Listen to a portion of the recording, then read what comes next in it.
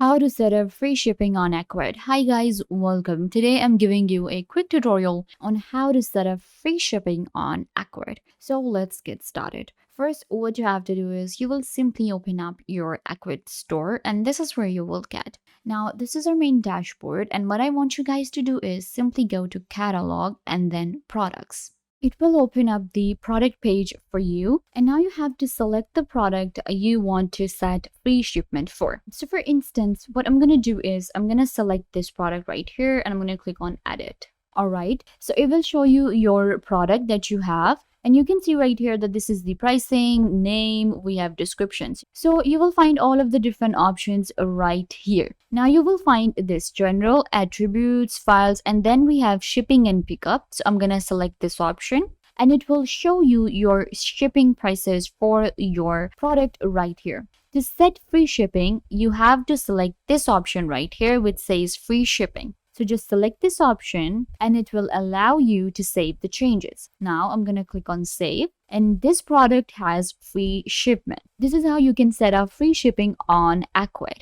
I hope that I was a big help. Don't forget to give this video a big thumbs up, leave a comment down below, turn on bell notification and subscribe to the YouTube channel.